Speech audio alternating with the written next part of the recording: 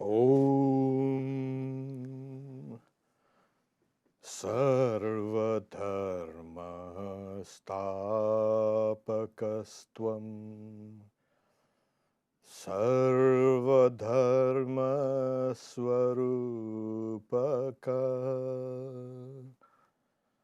Acharyanam Mahacharyo Ramakrishnaya Te Namaha.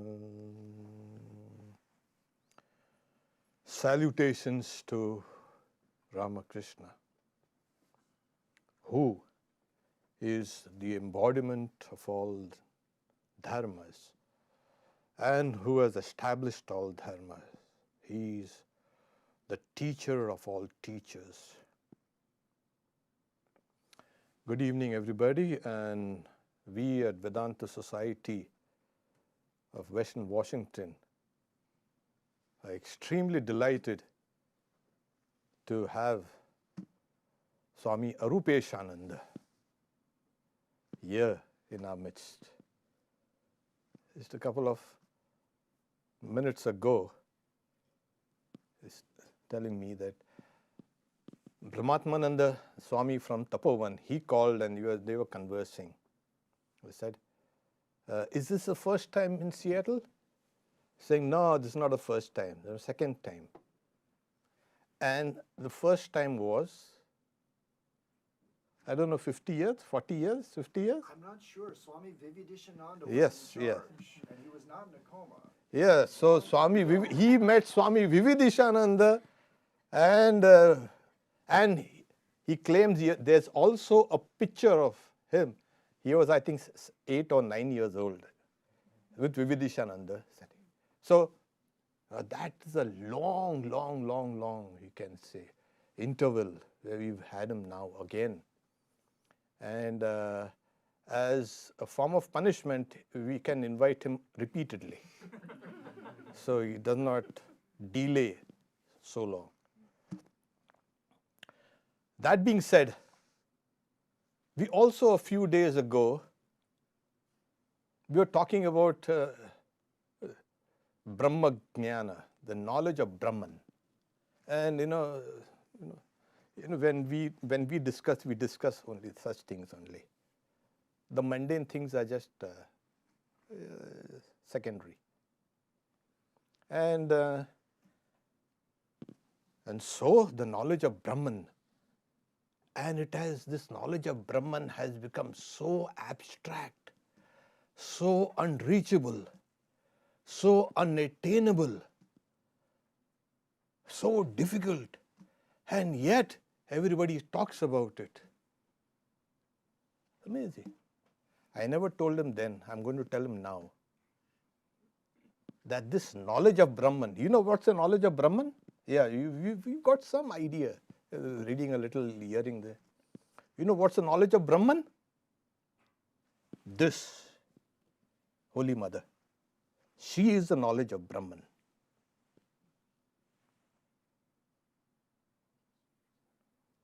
And she is the one who initiated Swami Asheshananda, and Asheshananda initiated Swami Arupeshananda. Now you see the connection? The knowledge of Brahman is here. The living, walking, talking. This is a lesson for all of us. We have to internalize this knowledge of Brahman. And how? She has come. And in this age, it's so unattainable. It is so difficult. Somewhere you need to have the knowledge of rocket science. Yeah, ordinary engineering won't do. You need to have rocket science, engineering. Now, this knowledge of Brahman in this age has manifested, and she is very subtly leading us to it. Not with that fire and brimstone and that loud noise, and no. That is her work in this age, in this world today.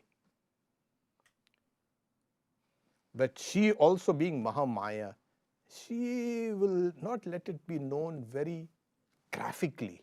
It's very subtle. She'll let you know it. And then finally say, yeah, you had it all the time. If you embody Holy Mother, you internalize Holy Mother, her life and teachings, that is all the knowledge of Brahman that you ever will want, and there's more can be said about that. So people have some strange ideas of knowledge of Brahman. This is what is. So we have been extremely fortunate, as I said, to have Swami Arupeshananda here. We will be giving an elaborate introduction to his attainments, whatever. It's very difficult to speak about monks. And at the same time, it's very easy. It's the monk there. Because we don't go in for external attainments. We will enumerate some on Sunday when he gives us a formal talk. However, in the Kathopanishad, there's a verse. Anupashya yata purve. The boy Nachiketa, he is now saying, why did my father send me to the god of death? Anupashya yata. See how your forefathers, your forebears behaved. And so we have here Swami Arupeshananda, his guru, Swami Asheshananda, has lectured here in this very spot, which he is going to now occupy and speak. But he was all, fun and laughter and, and seriousness also. Swami Asheshananda also and Vividishananda were friends even before they joined the monastery, if I'm not mistaken. Yes. So here it is. You see there are connections? Anupashya yata purve. See all your how they behaved. So, thank you, ladies and gentlemen. Thank you, Swami, for being here. Please, I'll leave it all to you.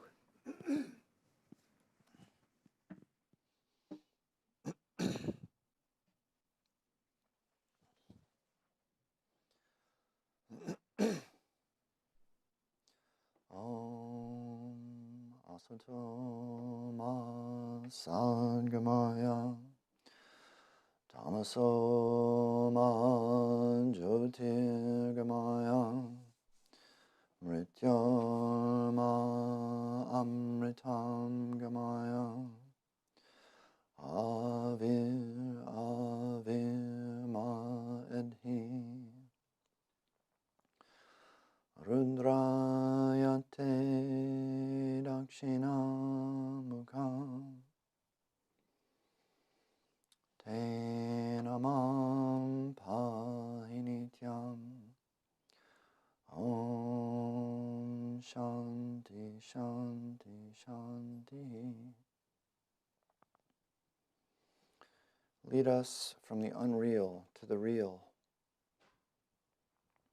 Lead us from darkness unto light. Lead us from death to immortality. Reach us through and through, O Lord, and protect us evermore with your loving presence. Om, peace, peace, peace. Hi. So, oh, is that okay? Oh, I guess this is maybe if I take this off. Can you hear? Yeah. Okay.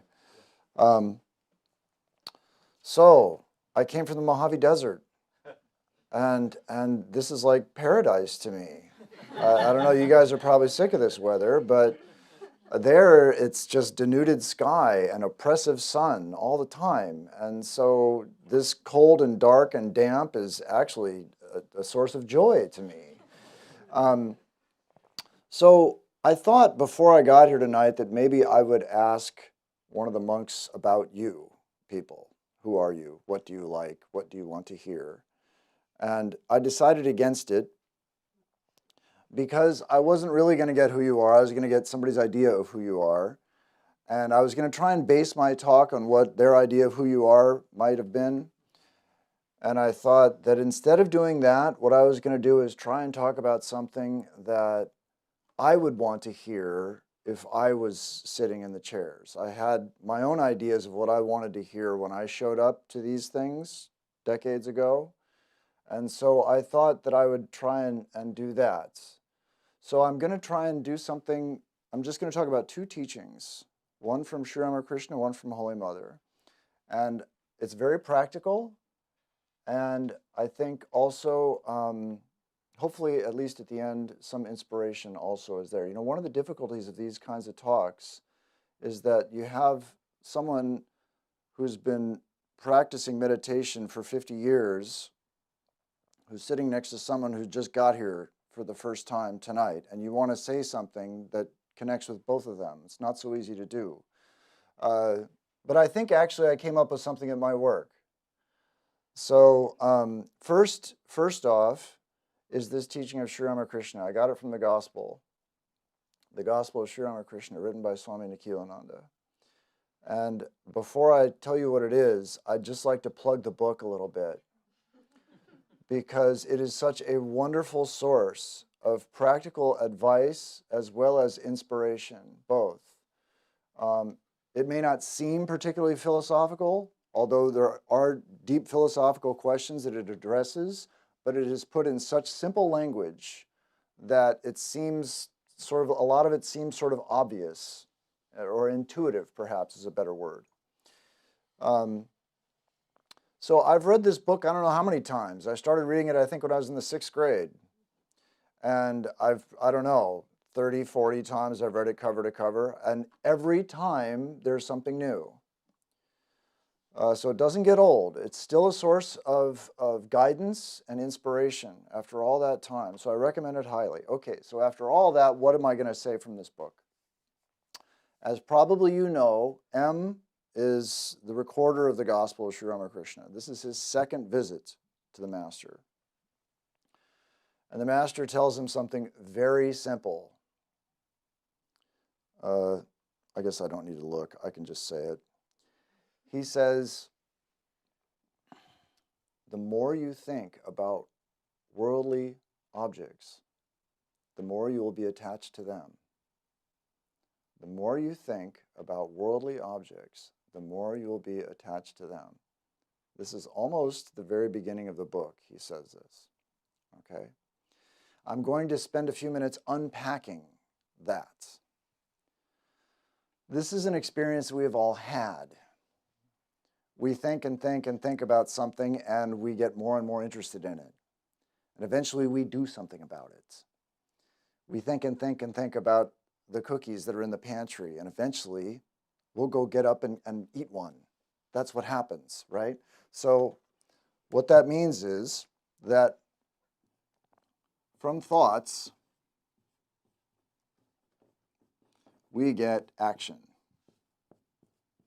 Now, cookies in the pantry is pretty innocent, but other things come to us that we like. If you think, maybe you think about a little kid who really wants a toy, and he thinks and thinks and thinks about the toy, but he doesn't have enough money, he can't buy the toy. And so one day he has an opportunity, and he takes the toy. He steals the toy. It's hard because he doesn't want to steal. He's been told he's not supposed to steal, but he's thought and thought and thought about this toy so much. He wants it so much. He's just got to have it, and he's got an opportunity one time to take it, and he does. So from his thoughts, this action, stealing, proceeded. Now what we find, after we've done this once, whatever it is, doing it the second time is a lot easier. So after he's done with that toy, there'll be another toy. And he wants that toy too. And now his qualms of conscience are just not nearly as bad. So he goes right up and has another. Pretty soon we've got a habit. The next link in the chain here, repeated actions lead to a habit.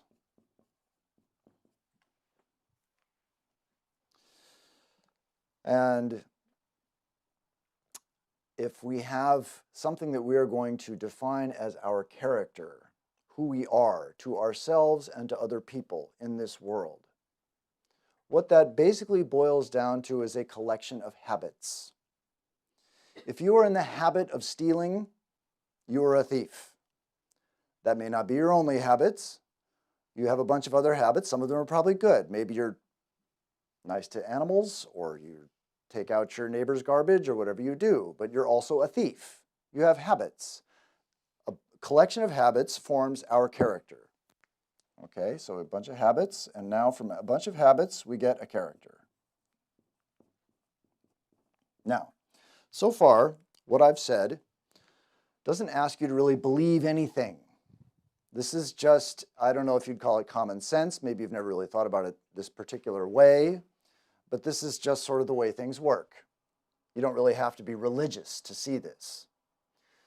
You think about something enough, you do it repeatedly, you have a habit. These habits are shockingly easy to form, amazingly difficult to break. So you repeat these actions, you have a habit, a collection of habits is a character. Okay, pretty simple so far. Now the next step in the chain I'm going to ask you to come with me on is going to require a little bit of credence, although not much. Every religion in the world will tell you that good things happen to good people and bad things happen to bad people.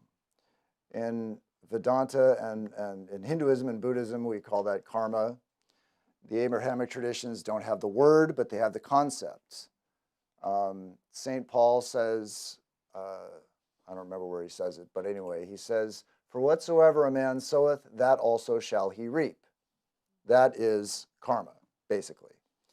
The Jews have something measure for measure. God tells Moses he's going to deal with these people measure for measure, tit for tats. Also in Islam, the idea is in terms of balance, they phrase it. Whatever good you do, you get if you do an ounce of good, you get an ounce of good back. So this idea of just desserts can be found in every religion. And now why do we balk at that? We balk at that because it seems like nice guys finish last a lot of the time. And it seems like the evil just rise to the top and trample over the nice people, and that's the end of it. Sometimes. But we have to adjust our game clock so that we are actually waiting to see the end of the game, which we don't always get to see, granted. Sometimes it takes a long time to see how character determines destiny.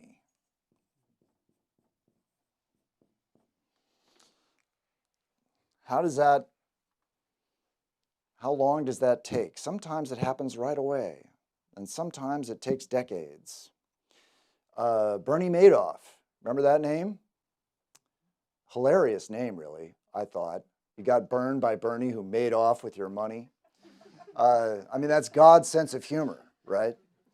Anyway, so he died in jail in 2021. Before that, he was chairman of the NASDAQ, one of the most powerful men in Wall Street in the 1980s, had more money than he could shake a stick at.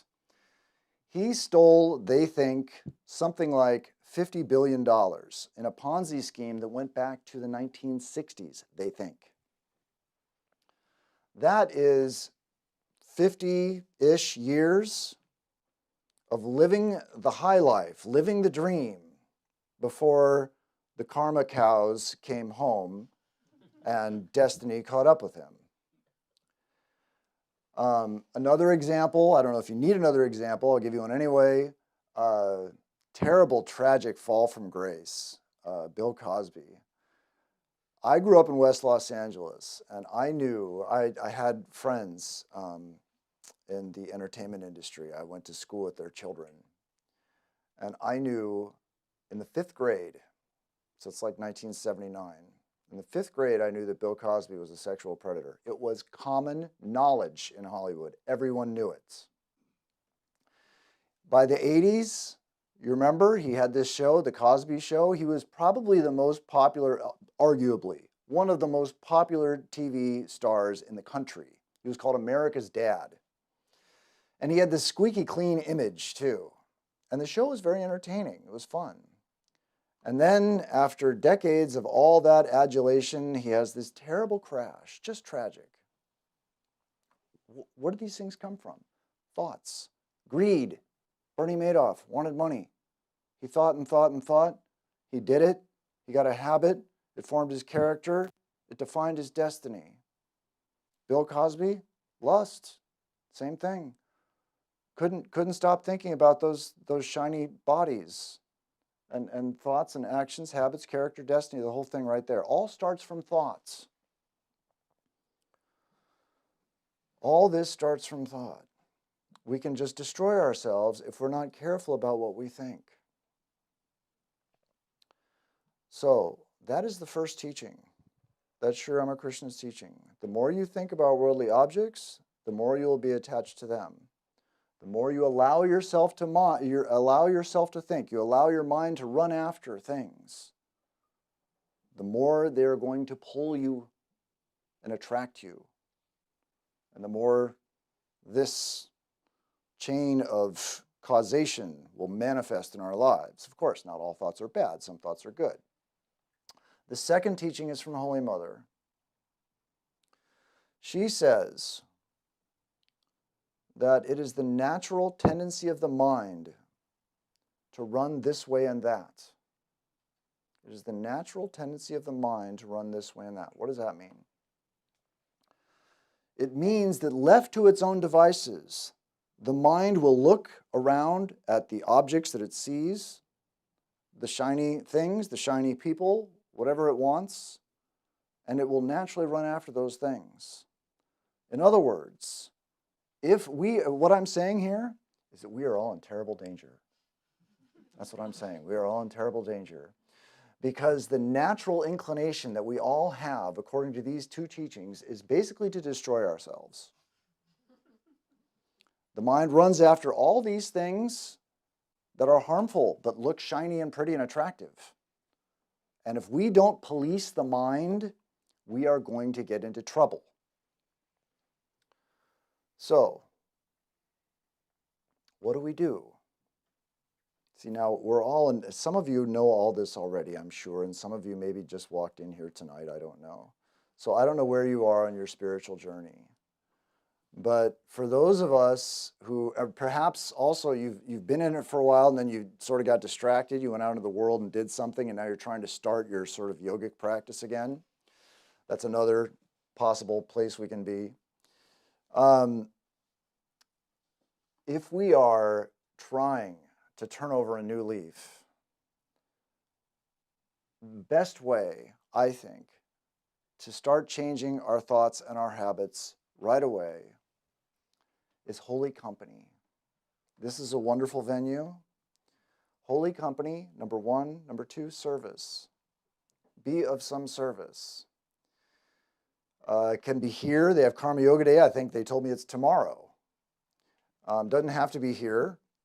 There's other things you can do. There's educational outreach, food outreach, clothing giveaways, all these things. Why do we do these things? Why is that going to help us? Because if I spend time on the weekends doing something like that, nice, I hand soup out in a kitchen, or I come here and I volunteer time in a temple, I do something like that. What happens? I'm not doing it for any reason except one, and that is because I am a good person. I'm doing good things because I am a good person. That's called karma yoga. I don't do good things because I expect something. I do good things because I am good. This is very helpful to us because if we have developed a bad habit that is making us unhappy, it is making us think that we are bad people. I have some habit that I've been indulging that I don't feel good about. It's making me feel guilty and unhappy. And I need to replace that guilty, unhappy thought with an I'm good thought. I'm going to do something good because I am good and feel good about myself. Later on, that will also become an obstacle, and I get to try and give up my attachment to virtue, much later. In the beginning, first we want to replace the thought, I'm a bad person, with I'm a good person. And in order to do that, this is a wonderful place to do it. So number one is service. Number two is this, holy company. Why? Because it is spiritual life is contagious. Everything's contagious. The first thing you want to do if you're really trying to turn over a new leaf is ditch your friends that are getting you into trouble. Stop hanging around with those people, whoever they are, and come here or to some place like it. Make spiritual friends. Just like sickness is contagious, health is contagious. And if we are in the company of spirit, now what is a spiritual person? Of course, what we'd like to do is we'd like to do what M did, which is just walk down the street and there's Sri Ramakrishna in his room, right?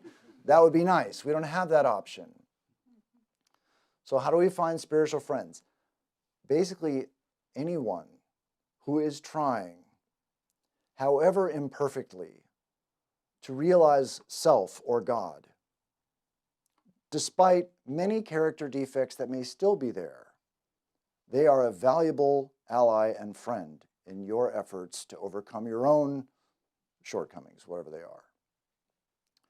So those are the two things I would start with. What I would explicitly say, I mean, in addition to this, you have to do other things. That's just basically one or two yogas I've talked about there.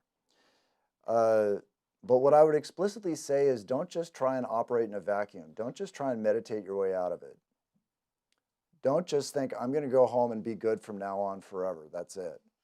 Because we have a whole bunch of momentum. By the time we've developed a bad habit that we can't kick, we've got a whole bunch of momentum. And it's not that easy to change. And so we think, okay, I'm going to stop doing that. I'm just going to meditate in the morning and the evening and things will get better. Well, they would theoretically. And probably, I would imagine, some of you know, meditation's very trendy. It's in California especially, where I'm from, it's just yoga studios are almost like gas stations, I mean, they're just everywhere, right? And so there's been a lot of research on meditation recently, and they have found that it does indeed help us in a lot of the ways that we're deficient. So mood elevation, increased self-esteem, more serenity, all these things they've actually documented. Meditation really does do this stuff. And so you read the papers or some popular self-help book or something, and you think, oh yeah, that sounds good, I'll do that. And it works, except you've got a whole bunch of momentum pushing you in a direction that you don't want to go. And really what you want to do first, in addition to meditation, you definitely want to start a meditation practice. In addition to that, you need holy company, you need service. These two things are essential for turning over a new leaf. So I'm going to assume that a lot of you here don't need to turn over a new leaf, or maybe don't think you need to turn over a new leaf. And so what about this meditation practice for the rest of us? What does it do for us? If we haven't meditated ever, and we start a meditation practice, one of the things that happens is we have a tendency to think that things have gotten far worse after we start meditating. We sit to meditate, we try to breathe or focus or whatever it is we're trying to do, and we find that the images and distractions that come up in our mind are completely toxic, they're perverse, they're disturbing. We get all this junk coming up in our minds, and we think, I wasn't nearly this bad before I started meditating. I didn't used to do this. I didn't used to think this way. This is terrible. Actually, you did used to think that way. The difference is you just didn't know it. What happens is, as whatever kind of meditation you're doing, we are maybe watching our breath, or we're having a focus-based meditation. Whatever we're doing, thoughts are happening to us in meditation. The rest of the day, we're thinking thoughts. But when we go to meditate, thoughts are happening to us. It's a different experience of thoughts. I'm not trying to think, or I'm trying to think of something and I'm getting distracted by something else. Either I'm trying to just breathe and focus on my breath and a bunch of thoughts are happening and taking me with them occasionally, or I'm trying to focus on something, a chosen ideal or light or whatever it is I'm doing, and instead of focusing, these thoughts are interfering with my focus. So I'm not thinking in the normal sense. Thoughts are happening to me. I'm a victim of thoughts. What this does is it puts me in the position of an observer that I'm not usually. I mean, we think that we're aware of our thoughts during the day. We go to the post office and all these things that we do. Yeah, I knew I went to the post office, duh. But you don't really know your thoughts until you try to do something else, until you try and focus your mind at the direction of the intellect, a chosen object, an ideal, or your breath, or whatever it is. You pick an object to focus on, and then you find all these extraneous thoughts, this noise in your head. So in the beginning, we are horrified at just how disturbing these thoughts are. And then we find, as we continue with meditation, that we still can't do it. We still can't meditate. But the distractions are not nearly as toxic as they once were. The noise in our head is still there, but it's not nearly as perverse, it's not nearly as disturbing. What does that mean? That is basically the purification process. The toxicity, the general level of toxicity in my mind has improved. Yes, I still can't meditate. I spoke at a university a while back, and one of the students raised her hand. She said, I tried meditating for a while, but I couldn't do it, so I quit. And pretty much almost no one can meditate. There's a few, I think I've met a few in my life who could actually control their mind, don't think of elephants for a half an hour, something like that, which basically none of us can do. I've met a few in my life who can do it, but here's the key. The practice of meditation brings all these wonderful fringe benefits. It doesn't matter if you can actually control your mind. Of course it does matter. That's what we want to do. But don't quit. That's no reason to quit. Because with the elevation of mood, with the elevation of self-esteem, with the increased sense of serenity in our minds, our lives get better in almost every measurable way. They have done studies on this for the last 20 years because meditation has become so trendy. And so that is the initial, I would say, the sort of starting benefit of meditation, but it's not really the goal. What we really want, of course, is to control the mind and to be able to actually do this. And so I thought I would read Swami Ashokananda's description of success in meditation. This I found to be pretty inspirational, and I don't remember the whole quote, so I'll have to read this one.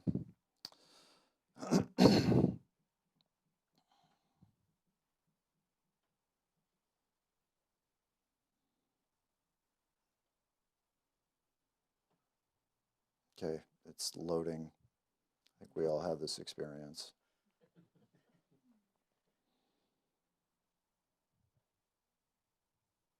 I think there's just one file in this directory, but anyway, it's loading. There we are. Okay. Okay, so this is Swami Ashokananda, and he's talking about the benefits of meditation. He says, in most cases, changes do not come suddenly. Rather, they come as a result of spiritual practice. I would say, yes, that's definitely been my experience, but I have known a few people that actually win the lottery, where you actually sit down and it happens. The door opens. So, yes, most of the time it doesn't happen. The clouds don't open up and the angels don't come in and sing with their harps or whatever, your vision of whatever you're going to have, some wonderful thing. Most of the time that doesn't happen, but it does happen. So I think it's important to keep in mind that it actually is possible to just get lucky. But most of the time that doesn't happen. All right. He says, when the senses do not run after their accustomed objects, in other words, when we've managed to control this a little bit, the mind wants to run after all these things that it sees. Now we've been meditating for a while, and we have found, amazingly, through this practice of meditation that we still can't do, that we are simply not as jerked around by the things in this world as we once were. We are not as attracted to the shiny things, and we are not as intimidated by the unpleasant things. Our reactions are just tempered. We are a little bit more master of self than we used to be. But he says, when the senses do not run after their accustomed objects, and when the mind is therefore not at their beck and call, now he's going to elevate the criterion here. The mind is not at their beck and call and not compelled to receive impressions of the material world. What does that mean? Not compelled to receive impressions from the material world. That means that your meditation has gotten so deep that there may be a rock concert going on out in the street and you are not hearing it because you have withdrawn the mind from the sense organs. So this is a very high state of meditation we're talking about here, okay? You can have your eyes open and not see. We have gone within. So the mind is not compelled to receive sense impressions of the material world. Then that mind becomes comparatively quiet. In that state, one becomes aware of another reality. We become aware of a presence within ourselves. Devotees generally call this the presence of God. And I have to break in here again and say that you don't have to be that good. You don't have to be able to meditate so well that you actually are able to have your eyes open and not see, have a rock concert going on that you don't hear, this kind of mastery of sense before you feel something within yourself, a higher consciousness, a blissful state, an elevation that is not native to you. That comes before you're this incredible meditator that Swami Ashokananda is saying. No doubts, it intensifies as we get better at meditation. No doubt that does happen. But I just want to lower the bar a little bit there, that you can expect to have some sense of elevation and joy and bliss through your practice before you're zombied out in the shrine, like he's saying, okay? Okay, simultaneously, so we become aware of another presence within ourselves. Simultaneously, we feel another reality interpenetrating this material world. Or, now he's going to get precise here, he says, or to put it more accurately, we perceive the same reality, but we now perceive it as something more subtle. So, the world, we're having a transformational experience here.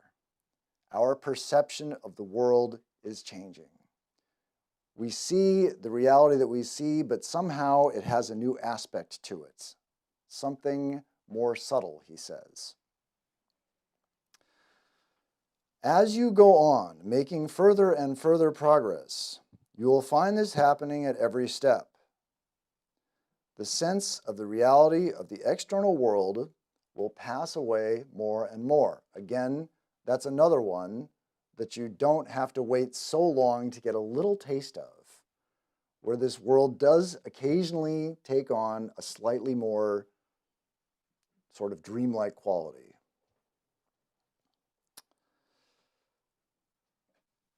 And in its place, you'll become more and more aware of a rich spiritual reality. Now, this is it. This is where we ring the bell. He says, when the whole process reaches its culmination, you burst through the barriers of time, space, and causation and attain to transcendence. See, now that is really what we want to do with our meditation. But see, think about where we've gone. We started with thoughts, and we wanted to prevent ourselves from turning into Bernie Madoff or Bill Cosby or any of the others that have crashed because they made no effort to police their minds. That's where we started, was basically trying to get rid of toxic negative habits that are going to kill us if we don't pay attention. And now, through this practice of meditation, not only have we avoided prison and whatever else that happens with all this stuff, but we've elevated our mood. We've achieved a kind of serenity in our lives. We have a higher self-esteem. We're happier, more adjusted people. And that's a lot better than jail. But better than that is what he's talking about here. This is the next several rungs up the ladder we're talking about. In that transcendence, there is neither in nor out. There is no subject, no object. What there is, nobody has been able to express. Because our language follows from our experience of the temporal world. And we cannot express that which is beyond time. That experience has been called the highest. For as Swami Vivekananda often pointed out, when you reach the one, you can go no further. So we actually managed to control the mind, and somehow or other, we burst through. And I'm not claiming that I've done this. Nowhere near this. You never know. I shouldn't say I'm nowhere near it, because we don't know. As Swami was talking about in the beginning, this can happen at any time. But the door opens from the other side. And we burst through this time, space, and causation and attain to transcendence. That's why we try to control our thoughts. All this other stuff on the way, fringe benefits, consolation prizes, that's what they are. But so valuable. Think about the alternative: death in jail, infamy, ruin, or a happy, balanced life with the ultimate goal of bursting through the barriers of time, space, and causation and attaining to transcendence. That's really why we're doing our spiritual practice, is to rise above the push and pull of this world, to be above it. May we all attain that. May the good Lord bless you and keep you. May he make his face to shine upon you and be gracious unto you. May he lift his countenance upon you and give you peace. May good betide all. May happiness come to all. May all see the face of truth and be fortified with the armor of love, goodwill, joy, and understanding. Peace, peace, peace. So, do I sit? Do we talk? No one yet has showed up here for questions. Thank you for the wonderful talk, succinctly put, the essentials. And we'll open it up for a few questions. You can take it. We also, like he came, the Swami came right down to the thought and how it rolls down. So in the yoga and all the other philosophies, they use the same mechanism. If thoughts, okay, then repeat a mantra. That also is a thought. And that becomes a habit, that becomes a character, and that becomes your destiny. It's the same mechanism. So we must know how to plant the seed of the word of God in one's mind. You can change everything. And as I said, someone from the other side will open that door. You try to, you go and stand. Swami Shivananda also used to say, "Kutte ke maafat guru ke dwar khada rehna." He learned from Swamiji.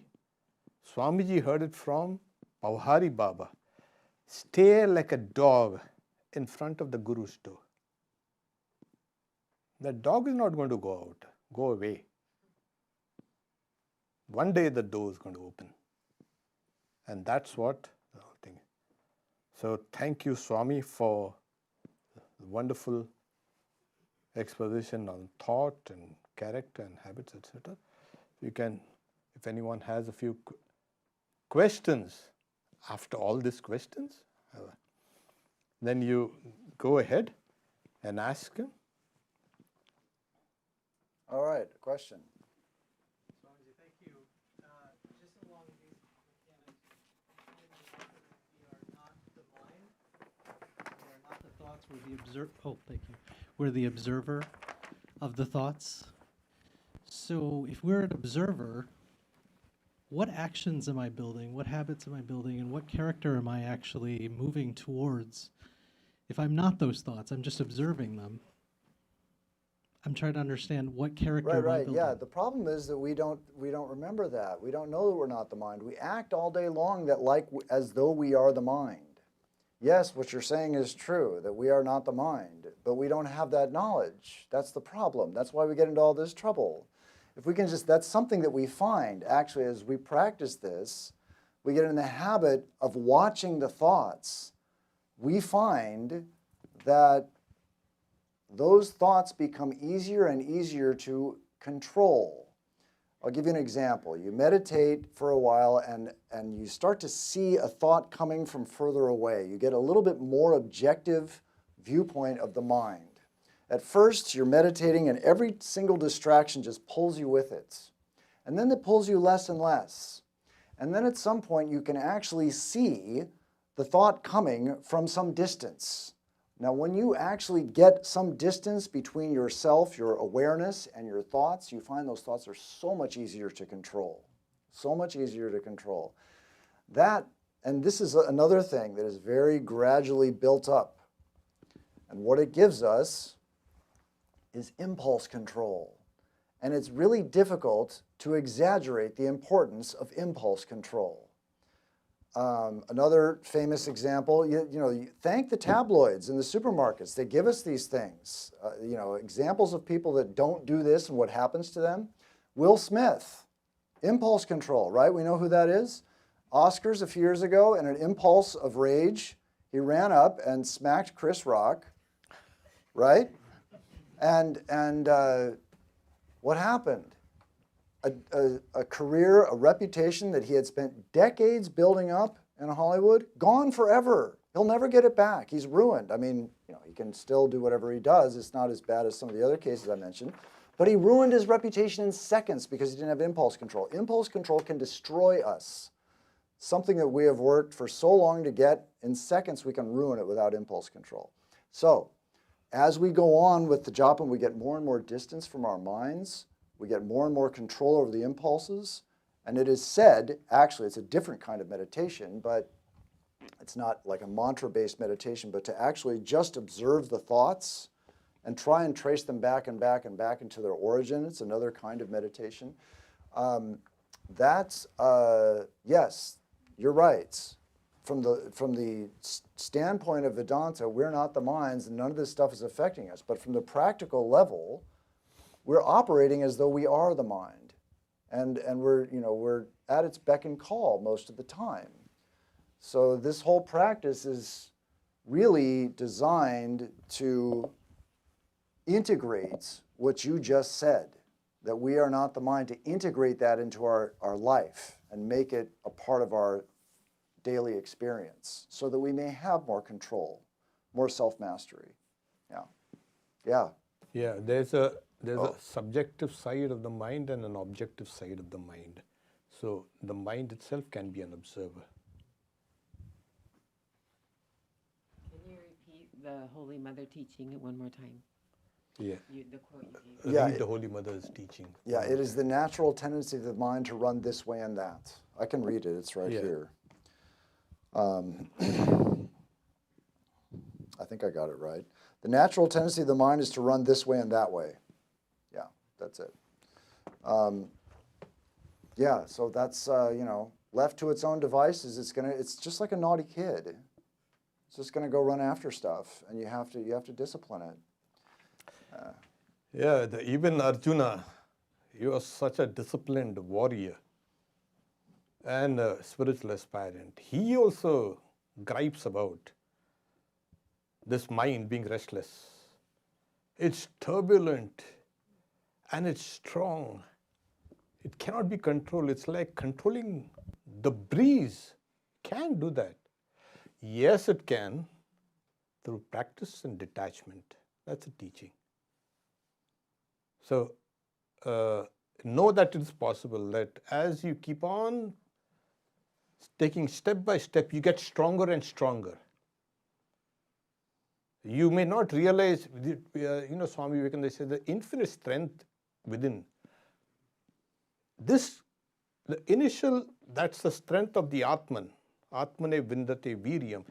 Through the knowledge of the Atman, one gets tremendous strength, power.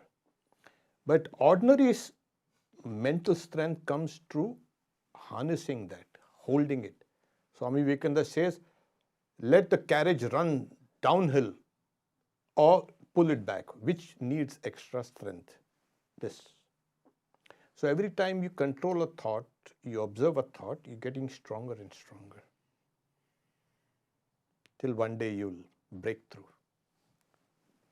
So, One more. yeah.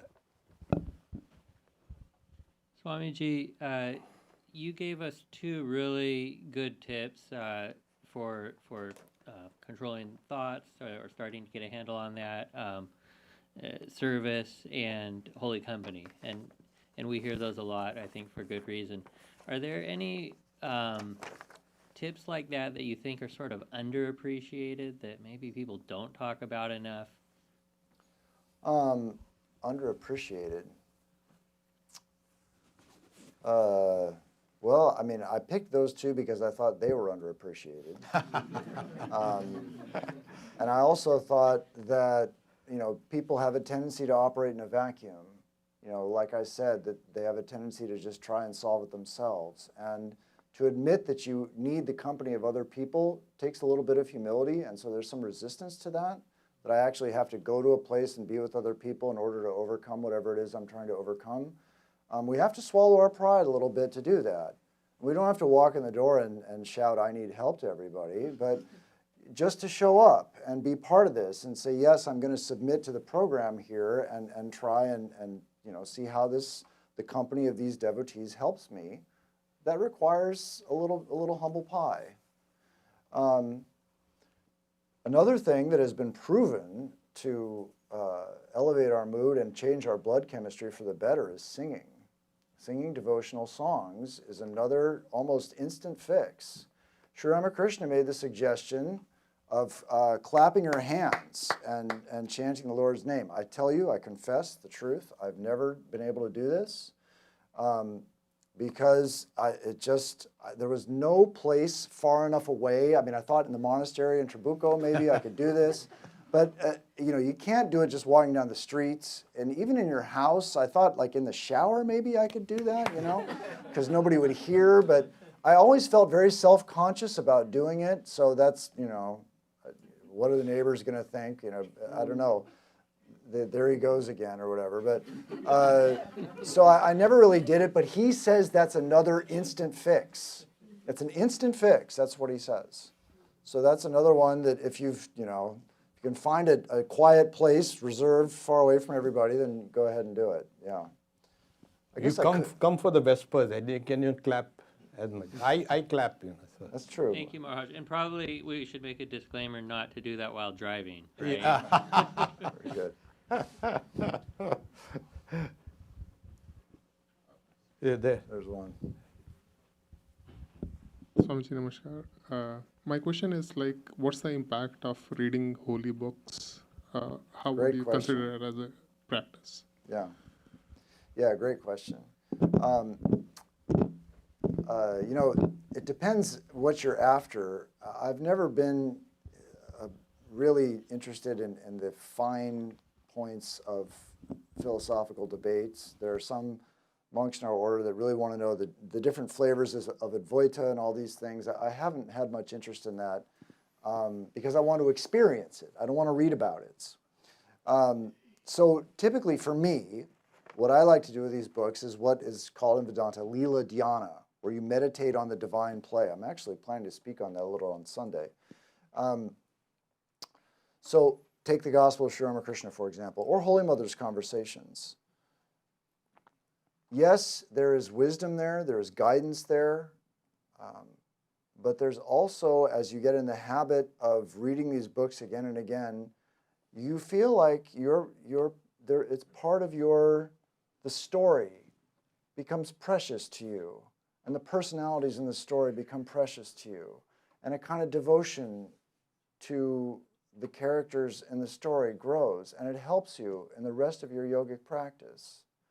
So yeah, especially those, at least for me, those kinds of conversation books where you get the daily blow by blow, especially Sri Ramakrishna Holy Mother. Also Swamiji has a lot of his life kind of outlined. So you can really sort of try and live, be in the life of these great souls and get in touch with that life. Because what they say is good and it's important, but to see how they live their lives and to feel like that's part of your life, that touches the heart. And really having our heart touched is just so helpful for spiritual life. You know, the intellect is good and it's important to know certain principles of Vedanta and all that. You have to in order to be able to guide yourself in the right direction. But to give us the motivation to keep on with our practice and our struggle, love conquers all. Love, if you have some love for the ideal, all this spiritual struggle is not a struggle anymore.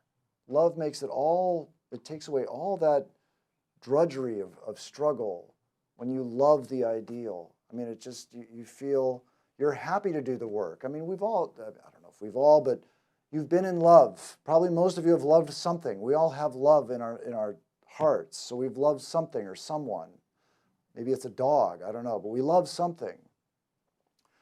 When we have an odious task, something we really don't want to do, we can't stand, I don't know, mowing the lawn or whatever it is. But then if we're doing it for someone we love, if we're doing whatever odious thing that we hate for someone we love, it takes all the odiousness out. It's all gone. You're happy to mow the lawn for the one you love. You're eager to do it because you want to show your love. You're so happy with this love. So it completely removes the burden of spiritual practice. Love. And so reading the lives of any of these saints, if you have, see, the beauty of the gospel is this amazing book that, I mean, I have to back up a little bit. I subscribe to what it says in the Gita. Sri Krishna says, when goodness grows weak and when men forget the way of divine love, I make myself a body, I incarnate and I teach men devotion. And so this to me has always seemed eminently reasonable, that we're basically God's broken toys here, getting confused and in trouble. And he occasionally comes down to help us and to remind us, hey, you're getting lost again. And so Krishna, Buddha, Jesus, all these are the same, that same being, just putting on different clothes and showing up with these messages. This is my working hypothesis, you could say. So this time, the Lord comes down as Sri Ramakrishna, and he brings a stenographer with him who writes down everything. And you know, Sri Ramakrishna was in the room with all these people, and suddenly he'd stop and he'd turn to M, and he'd say, M, did you get that? Note that point well. And the other disciples thought, you know, why does he talk to M like that? He knew what he was doing. He knew what he was saying, and he knew specifically the points that he wanted to make that we're going to remember. And what was it? Swami Shivananda, one of his monastic disciples, was so impressed with the master's words, he started writing them down. And Sri Ramakrishna turned to him one day and said, what are you doing? That's not your job. Your life is different. That was M's job. And the Lord brought this stenographer with him to write this story. And we've got this story. I mean, it's like verbatim what happened. It's an amazing gift. Whatever else, all these other religions in the world, they all have their gifts. They don't have this. This is, as far as I know, it's unique. And also, because of that, you find a lot of the monks after M, they were so impressed by the Kathamrita that they started noting down conversations of all kinds. So we have a lot of very good conversations in our literature that are very helpful to try and get in touch with these lives. Every one of the Master's disciples led an exemplary life, a life that is just an inspiration to refer to. And so, yeah, that it helps us grow in love. And growing in love helps us practice our spiritual life without any pain. So, yeah, great question. That's it. It's 8 o'clock. Time to quit, huh? Okay. Yeah. Thank you very much for the practicality, because sometimes religion and spirituality seems so out of sync with our day-to-day life that it throws us off balance. A few announcements. Tomorrow we have at 10 Karma Yoga from 10 to 1. And the Swami just highlighted service is a way of life. So those who are interested, please join us for Karma Yoga. And tomorrow also we have at Redmond Public Library from 3:15 to 5 p.m. of course, the Bhagavad Gita. So we are speaking on the 18th chapter, the initial verses of the Bhagavad Gita, 18th chapter. Sunday, of course, our Swami will be speaking at 10 a.m. Christmas hope and Christmas message. That is, we want to see you here again, Sunday. And, our Sunday school children, mothers' children, they are collecting clothes, new and gently used clothes for the homeless. So the closing date is Christmas Day. So if you have anything, you're feeling generous, please do that.